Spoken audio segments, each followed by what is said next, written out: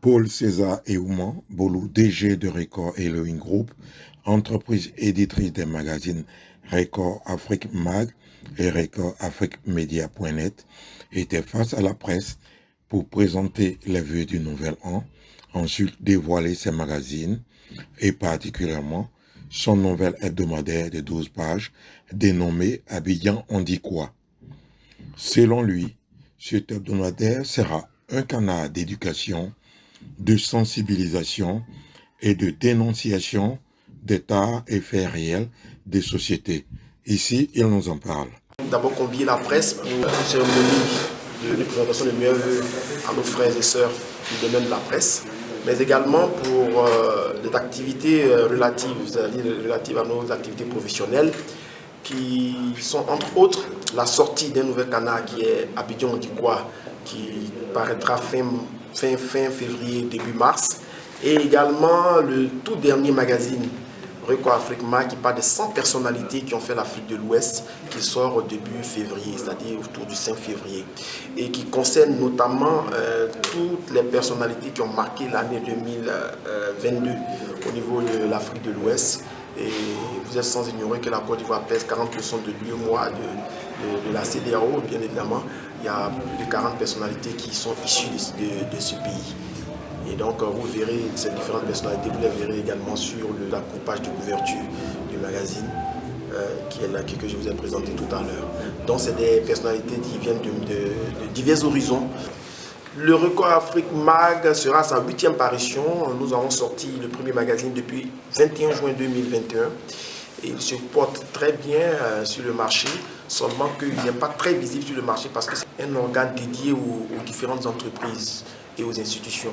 Nous les distribuons gratuitement. Nous sommes en train d'essayer de couvrir maintenant. Nous sommes dans un processus de couverture de l'Afrique de l'Ouest, c'est-à-dire de l'espace CEDEAO, pour permettre à toutes ces entreprises, à toutes ces personnalités qui sont dans ces différents pays-là de pouvoir bénéficier de nos offres, de nos encarts et puis des publicités que nous offrons et puis des articles que nous offrons pour leur entreprise, pour le pays. Donc il y a pas mal de choses à voir dedans. C'est un magazine trimestriel.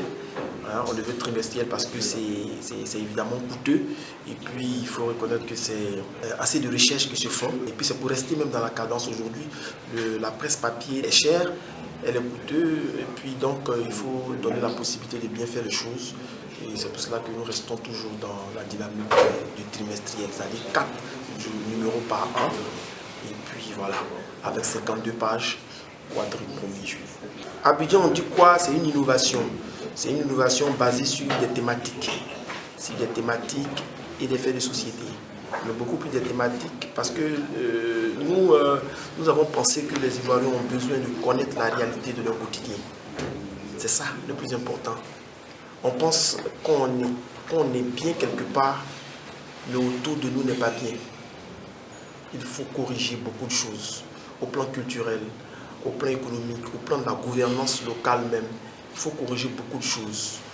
Beaucoup de choses parce que j'estime, après avoir été dans le monde de la société civile, après moi avoir travaillé, après moi avoir dirigé une entreprise depuis bientôt 3 ans, je sais que notre pays a un fort potentiel, non seulement intellectuel, social, économique et culturel, pour que chaque habitant de ce pays ait un revenu stable, ait une situation stable, et ait une éducation stable.